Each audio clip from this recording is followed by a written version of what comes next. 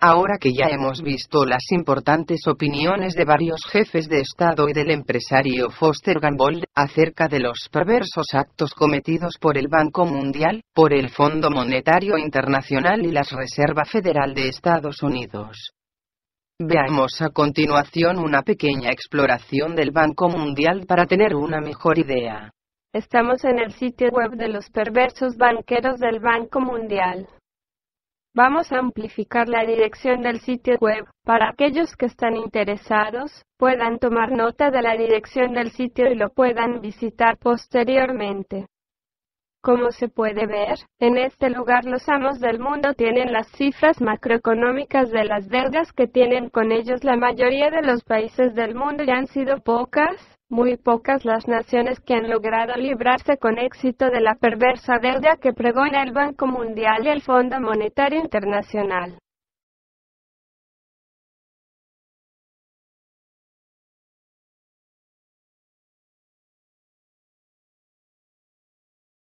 Acá podemos ver la enorme deuda que tiene nuestro país, El Salvador, desde el 2008 al 2011. Echemos un vistazo a la deuda de los demás países. Podemos ver que en algunos casos, hay países como Estados Unidos, Alemania, Arabia Saudí, España, etc., que no les aparecen cifras, pues hay una clara intención del Banco Mundial de ocultar estos datos. En cada uno de los países hay un link que nos lleva a otra página web donde se presenta mayor información. Regresamos a la fila de El Salvador y presionaremos este link para ver datos adicionales. También hay otra página con información adicional de El Salvador, veámosla.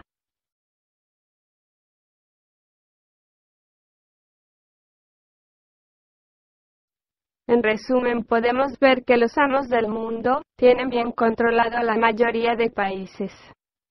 Esperemos que algún día logremos librarnos de esta moderna forma de esclavitud en que caímos gracias a los 4 fracasados gobiernos del Partido Arena, que siguieron al pie de la letra las perversas recetas del Banco Mundial y del Fondo Monetario Internacional. Ahora que ya hemos visto algunas de las herramientas de los voraces banqueros internacionales como lo son la mayoría de los bancos multisectoriales de desarrollo como el BID, es necesario también que conozcamos otras herramientas de estos lobos rapaces, como lo son las empresas calificadoras de riesgo, es decir Fitch, Moody's y Standard & Poor's. Es necesario aclarar que no son las únicas, pero sí las principales y estas 3 calificadoras manejan más del 90% de las actividades del sector. Muchos de los análisis de estos estudios de riesgo de estas calificadoras son muy sesgados y responden a intereses privados. También hay que agregar que ya han cometido espantosos errores, como la mayor calificación AAA, que le dieron a las acciones de las hipotecas subprime, que hundieron la economía de Estados Unidos en el 2008 y que contagió a Europa y a la mayor parte del mundo y todavía hoy día se sienten las consecuencias. Estas empresas calificadoras de riesgo dijeron que estas acciones eran segurísimas y como se ha dicho, les concedieron la mejor calificación que es la AAA, lo cual fue un espantoso y craso error, pues muchas personas perdieron sus casas, sus fondos de jubilación, cerraron empresas, etc. Veamos a continuación algunos datos de estas casas calificadoras de riesgo.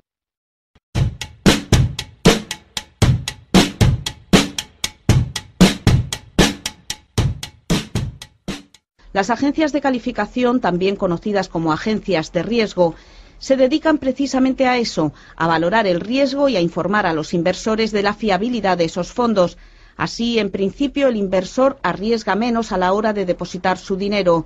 Estas agencias son privadas, viven de lo que les pagan sus clientes, que son las mismas empresas de inversión sobre las que opinan. Y gozan de poder y prestigio hasta el punto de que sus informes son requisito legal para los bancos o gestores de inversiones. Y en España son imprescindibles para inversiones colectivas y en procesos de titulización, de venta de valores negociables entre el público. Además, cualquier emisor puede pedir de motu propio una calificación. Para hacer sus valoraciones utilizan códigos de letras. La escala va desde la triple A mayúscula, que es la mejor valoración, hasta la peor, que es la triple C. Tener una triple A significa que la deuda de la empresa o país emisor y el cobro de los intereses tiene todas las garantías. Por el contrario, invertir en un fondo de triple C significa poner el dinero en un fondo que atraviesa dificultades financieras y con pocas posibilidades de reembolsar su deuda. En medio quedan las demás. Son las agencias de calificación de riesgos Standard & Poor's, Fitch y Moody's. Las agencias califican a empresas e incluso a países con notas parecidas a las que se dan en las escuelas. 3 veces A es muy bueno, D significa cesación de pagos. La solvencia depende de estas notas que deciden el destino de los diferentes países. Las calificaciones de las agencias pueden agravar una tendencia y acelerar una crisis. Por ejemplo, un empréstito estatal puede agravar una crisis, como sucedió con Portugal, convirtiendo al contribuyente en el posible salvador. Tras el estallido de la crisis, Alemania debe garantizar el pago de 168.000 millones de euros y aportar al Fondo Europeo de Rescate 22.000 millones de euros en efectivo. En Berlín, los expertos discuten sobre la influencia de las agencias de calificación en la crisis europea. Uno de los invitados es Alastair Wilson, de Moody's, responsable de los créditos europeos. Wilson evita las presentaciones públicas y cuando se presenta lo hace con gran sencillez. Tenemos que decir que las calificaciones no son un resultado mecánico de metodologías. La metodología nos ayuda a formular nuestros pensamientos. Las calificaciones son apreciaciones. Sin embargo, ¿cuán independientes son esas apreciaciones? ¿Tienen las agencias intereses propios? Le preguntamos a Wilson, pero no responde. La crítica a las agencias aumentan ya que su poder no tiene ningún control y sus juicios son contradictorios. Las agencias de calificación han emitido consejos en parte paradójicos respecto a algunos países. Por un lado, estos deben ahorrar con lo que frenan la actividad económica. Por otro, critican el freno de la actividad económica y bajan su calificación. Desde Nueva York, Moody's, Standard & Poor's y Fitch controlan el 95% del mercado mundial de calificación de riesgos, decidiendo sobre el futuro de los países europeos como Portugal. Allí aumentan las protestas. Hace unas 3 semanas, decenas de miles de ciudadanos se manifestaron en Lisboa contra los paquetes de ahorro impuestos por la Unión Europea y el Fondo Monetario Internacional, contra la amenaza de privatizaciones y contra las disminuciones del seguro de desempleo y de las jubilaciones. Las agencias de calificación juegan un papel muy cuestionable, no solo para los sindicatos. A las calificadoras de riesgos les cabe una culpa en la agravación de la crisis. Hubo un momento en que Portugal podría haber sido más productivo y también lo fue. Sin embargo, tras su devaluación por parte de las agencias de calificación, las deudas aumentaron cada vez más. Y toda nuestra productividad no sirvió para nada. Lo que más irrita a los manifestantes es que Portugal, tan bajamente calificado, no tiene nada que envidiar a Estados Unidos. Si se toman, por ejemplo, el endeudamiento y la productividad económica per cápita, en Portugal debe juntarse un 93% de su productividad económica para el pago de deudas. Sin embargo, Estados Unidos también debe reunir un 92,5%. La gran diferencia es que mientras la solvencia de Portugal es cuestionada desde marzo de este año, Estados Unidos continúa recibiendo excelentes calificaciones. Economistas portugueses como el catedrático José Reis acusan incluso a las 3 grandes agencias de calificación estadounidenses de aceptación de beneficios de acuerdo a sus intereses y de abuso de monopolio. No son instituciones independientes. Sus propietarios son inversionistas privados que pueden beneficiarse de las decisiones de las agencias. Además, manejan informaciones confidenciales sobre el presupuesto estatal y sobre los negocios de las empresas. Un ejemplo, tras las agencias de calificación hay hombres como el multimillonario Warren Buffett, con participaciones en Moody's y con intereses comerciales. Las calificaciones de las agencias pueden dañarlo, pero también beneficiarlo. La Fiscalía General en Lisboa ha abierto ahora pesquisas contra Moody's, Fitch y Standard & Poor's. En Zúrich nos encontramos con René Hermann, un analista que conoce bien a las grandes agencias de calificación. Dice que muchos de sus juicios se basan en intereses comerciales. Por ser empresas estadounidenses, siguen la divisa Estados Unidos primero, y por eso sus empresas tienen siempre buenas calificaciones. Una calificación de AAA es una gran ventaja para Estados Unidos porque está muy endeudado. Según nuestro juicio y nuestros análisis, no se merece desde hace mucho tiempo esa nota, si acaso una sola A, que es una gran diferencia. Y gracias a esa AAA oficial, los costos de financiamiento son muy bajos y eso es una gran ventaja frente a la competencia. Las agencias de calificación ofrecen hacia afuera una apariencia de objetividad con base científica, aunque con frecuencia sus juicios son arbitrarios. Las normas internas de calificación son confidenciales y no se permite ningún control. Así es como las agencias estadounidenses han descalificado a los estados europeos, Irlanda, Grecia y también Portugal. Desde enero de 2011, la Unión Europea trata de controlar con exactitud la labor de las agencias estadounidenses mediante una agencia de supervisión propia. Creemos que mediante la modificación del marco de supervisión, mediante la creación de una nueva autoridad europea, mejorarán visiblemente la transparencia, la independencia y la calidad de las calificaciones. Pero todavía no hay planes concretos para una regulación europea, de manera que el mundo seguirá mirando con expectativa hacia las tres grandes agencias de Nueva York cuando califiquen a los países, decidiendo así sobre lo bueno y sobre lo malo. Hay un mini programa en internet llamado El Teatro del Mundo que es interesante y que emite opiniones bastante imparciales y que está a cargo del señor Guillermo Giacosa. Veamos su aportación acerca de las calificadoras de riesgo.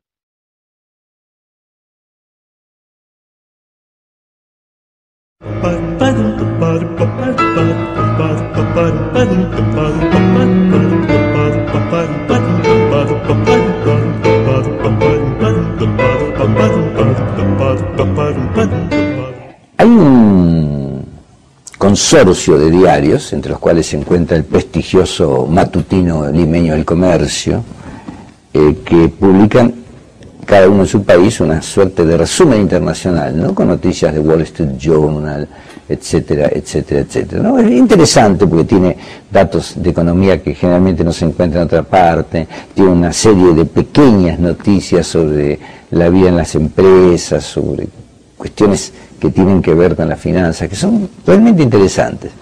Desde luego representan el punto de vista de un sector de la población, no diría que del sector más desposeído, diría que representan el punto de vista de la gran empresa, de los grandes capitales, de los inversionistas, ¿eh? Y el otro día me llamó la atención porque vi en el diario El Comercio, bueno, supongo que se publicó en toda América Latina, un artículo de Wall Street Journal que hablaba sobre el dolido mundo. Y lo habían ilustrado con un mundito, donde el mundito se agarraba la cabeza así, ¡oh! Y así estaba dolido el mundito, pobrecito. Y daba mucha pena, a mí me da pena que el mundo sufra, no sé si a usted le pasa, pero me da mucha pena que el mundo sufra. Feo que la gente sufra. ¿Y sabe por qué sufría el mundito? El mundito sufría porque las acciones bajaban. El mundito sufría porque las acciones bajaban. Y yo decía, si el mundito sufre porque las acciones bajan, ¿qué mundito tendríamos que dibujar, con qué tamaño de sufrimiento, para hablar de los 2.500 a 3.000 millones de pobres que existen, para decir que las 3 personas más ricas del mundo tienen más plata que los 48 países más pobres, para hablar de la cantidad gigantesca de enfermedades curables que no se curan porque no hay disposición para curarlas, para hablar de los 1.500 millones de desempleados y subempleados que hay en el mundo, y para hablar, si queremos ser más trágicos todavía, usted puede detener la grabación, esta es la ventaja del Internet, y para hablar, repito, si queremos entrar en tragedia total, del calentamiento global. Es decir, yo entiendo que las acciones bajan puede ser triste para algunos, pero es mucho más triste, muchísimo más triste, que la gente no tenga plata para comer, que no tenga empleo, para sentir una cierta seguridad que no tenga asistencia médica adecuada. Entonces, está bien toda esta información, está bien, pero no debe servir para ocultar aquello que es tan importante, que es el bienestar general. La idea es que la economía no está al servicio de la propia economía, la economía debe estar al servicio del bienestar de los seres humanos, y eso no está ocurriendo en la actualidad. Desgraciadamente no está ocurriendo en la actualidad. Yo le doy un caso. Standard & Poor's y Moody's son las calificadoras de riesgo. Al Perú le han dado una muy buena calificación, muy buena, está bien. Y la gente estaba contenta, nuestro presidente pegaba saltitos, el primer ministro se sentía feliz, miraba al cielo, agradecía a San Juan Bautista, no sé a quién, vaya a saber, al santo de su devoción. Estaban contentos, me parece lógico, normal que estén contentos porque lo consideran positivo para el país. Y uno se pregunta, ¿qué son las calificadoras de riesgo? ¿Qué autoridad tienen las calificadoras de riesgo? ¿Quieren que le cuente los pronósticos de las calificadoras de riesgo? Standard & Poor's, super calificadora de riesgo, all in English, my dear, all in English, Standard & Poor's, very nice, Standard & Poor's y Moody, las dos más importantes, dijeron que las hipotecas subprime, estas que han hundido la economía de los Estados Unidos, eran segurísimas, tenían la calificación más alta, A. Nosotros tenemos B y estamos contentos. Las hipotecas que fundieron parte de la economía norteamericana tenían A. ¿Quién les dio esa calificación? Las grandes calificadoras de riesgo. ¿Qué credibilidad pueden tener? En años anteriores dijeron que en Corea del Sur todo estaba perfecto, hubo una crisis horrorosa, se fue todo el diablo. En México con la crisis del tequila también se equivocaron. Y en Argentina apoyaron la crisis que generó la paridad entre el dólar y el peso, diciendo que era fantástico, había una seguridad total, y fundieron un montón de gente. Entonces, si los gobernantes se quieren poner contentos porque es una coyuntura política que los hace felices, bueno, que sean felices, todo el mundo tiene derecho a ser feliz, ¿no es cierto? Nosotros no les vamos a privar a los gobernantes de ser felices, pero le digo, absolutamente convencido, las calificadoras de riesgo no tienen absolutamente ninguna autoridad para hacer y decir lo que hacen y dicen. Hasta la próxima.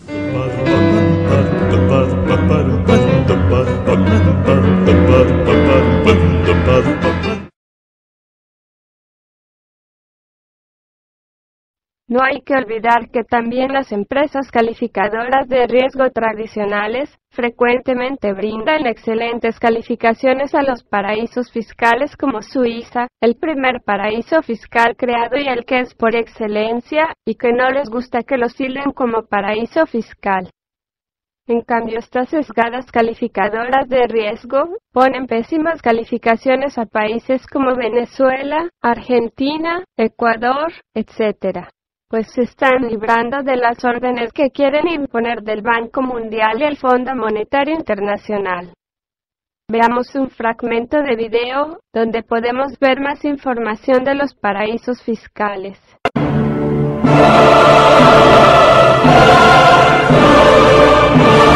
Cada año desaparecen en el mundo miles de millones de euros que van a parar a paraísos fiscales con el fin de eludir impuestos. La ONU necesita 40.000 millones de euros durante 5 años para erradicar la pobreza en el mundo, pero no los encuentra. 40.000 millones es apenas el 0,5% de los depósitos privados ingresados en los paraísos fiscales. Se calcula que más de 8 billones de euros permanecen ocultos en paraísos fiscales sin que sus propietarios paguen ni un céntimo al erario público de sus respectivos países. Pero este sistema de evasión de capitales puede tener sus días contados. Cada céntimo que un contribuyente no paga porque ha incumplido su obligación enviando el dinero a un paraíso fiscal es otro céntimo que un contribuyente honesto deberá pagar en su lugar para financiar al gobierno. En 1934, Suiza decretó el secreto bancario para sus clientes extranjeros y creó un modelo rápidamente imitado en otros lugares del planeta. Actualmente hay 72 paraísos fiscales en el mundo. Generalmente son países pequeños, plagados de bancos y oficinas financieras, que han provocado un cambio en la nueva economía globalizada. Soy consciente de que esas prácticas de transferencia de precios son la bestia negra del sistema económico. Pero la solución depende de cada país.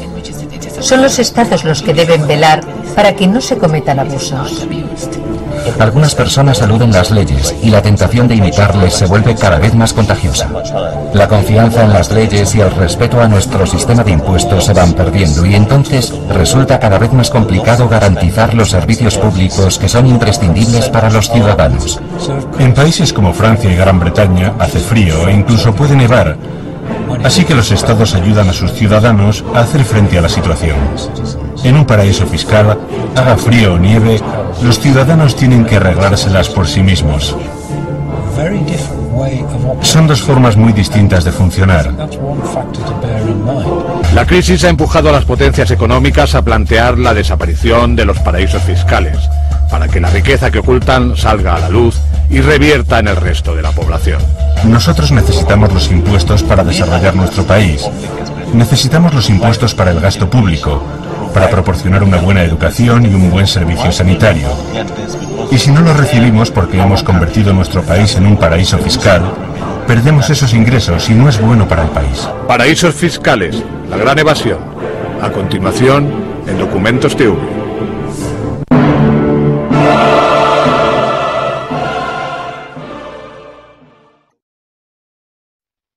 Es necesario aclarar que las élites que gobiernan la perversa gente del Banco Mundial, del Fondo Monetario Internacional y la Reserva Federal de Estados Unidos, tienen en Suiza su criatura consentida, pues si hacemos un análisis en profundidad nos daremos cuenta que Suiza, aparte de ser el paraíso fiscal por excelencia, en su seno tiene las sedes mundiales de importantes organizaciones como por ejemplo en Basilea en Suiza está radicado el Banco de Pagos Internacionales, del cual muy poca gente ha oído escuchar y que es un banco muy relacionado con el Banco Mundial y con el Fondo Monetario.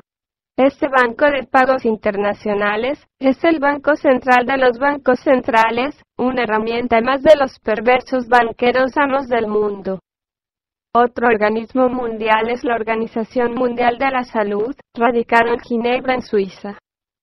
Vaya, la salud mundial está coordinada también por los banqueros, pues quieren dinamitar los sistemas sanitarios de los países mediante la privatización de los mismos, de esta forma arruinando la salud de las personas.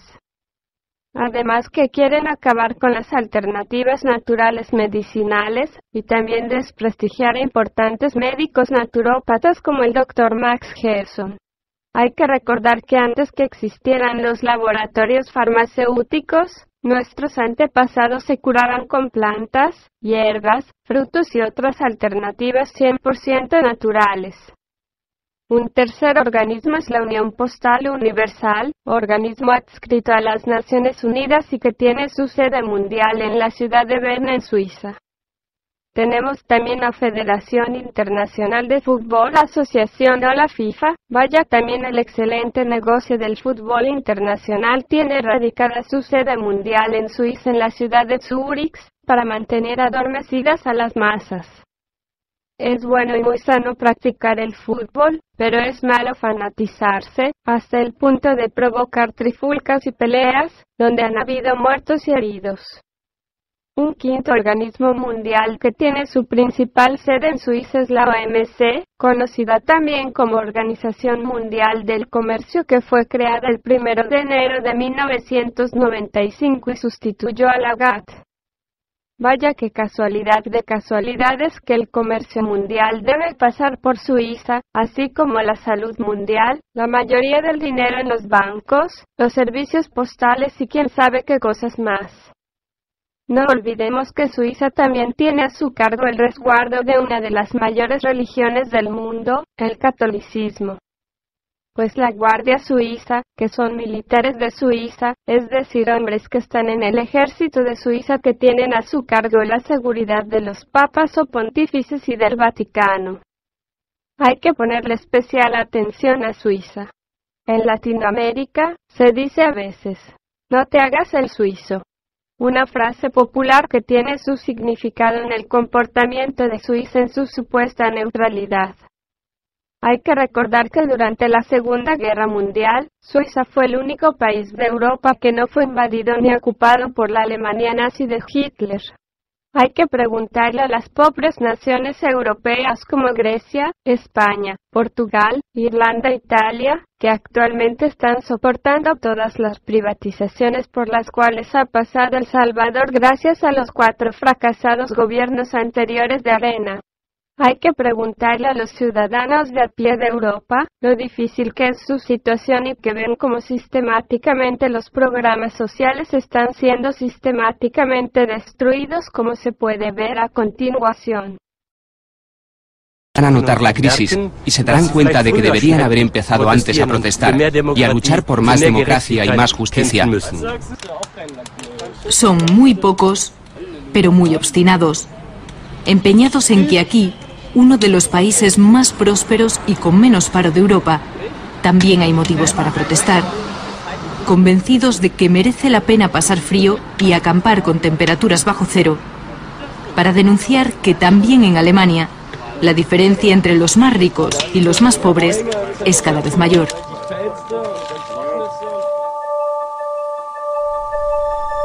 Una duda ha llegado al corazón de Europa.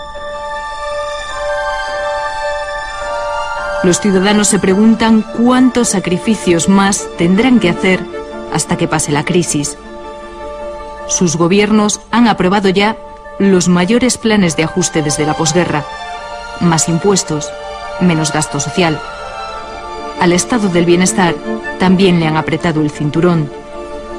Ahora los parados alemanes reciben menos ayudas. Francia tiene menos profesores. Los estudiantes británicos pagan 3 veces más por ir a la universidad.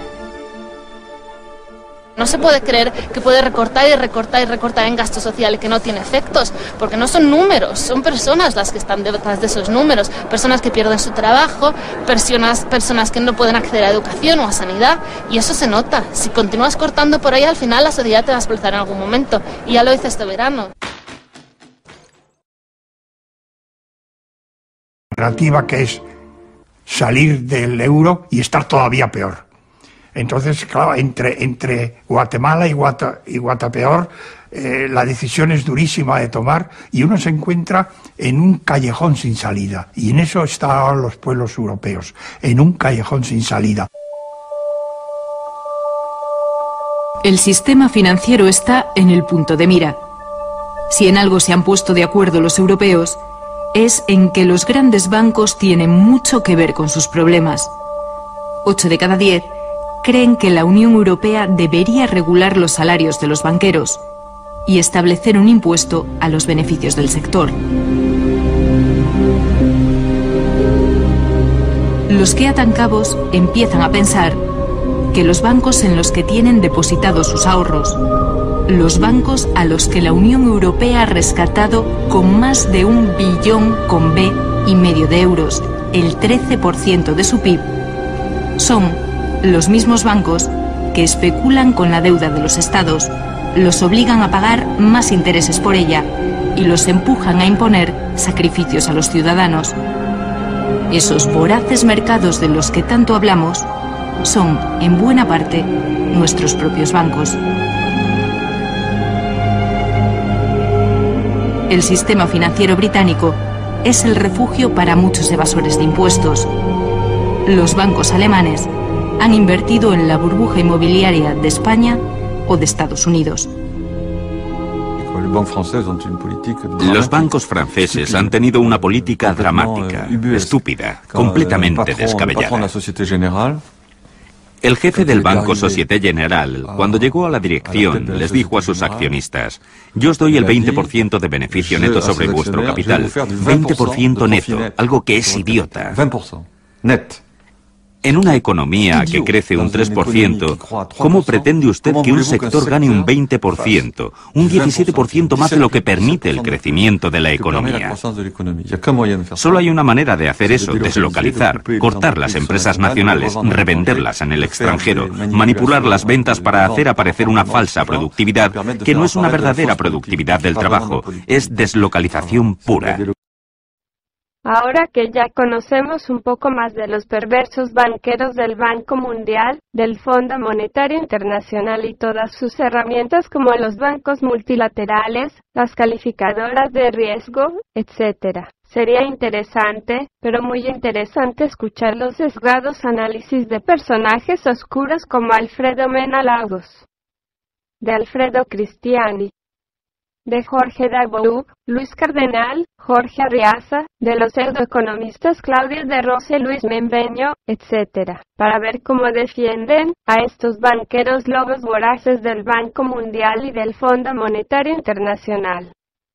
También sería interesante escuchar todas las mentiras, verdades a medias, las transgiversaciones y análisis sesgados de todo el equipo de periodistas y editorialistas sesgados como Pablo Lugers, Rafael Domínguez, David Fernández, etc., para ver cómo defienden estos perversos banqueros y que obligaron a la gente del Partido Arena a realizar todas las privatizaciones, a dolarizar la economía, etc.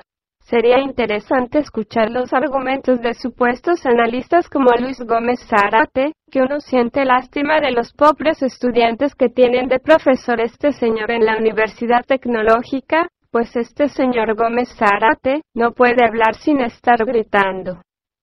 También habría que escuchar a otros supuestos analistas como Roberto Cañas y Sandra de Barraza. Toda esta gente que forma parte de Arena 5, que sistemáticamente critica destructivamente al primer gobierno del FMLN y del presidente Funes, porque nunca hablan nada de esto, porque no hablan de toda la corrupción, desfalcos financieros y descalabros que hizo el corrupto Partido Arena. Claro, todo con la complicidad de los principales medios de comunicación que tienen poca o ninguna imparcialidad.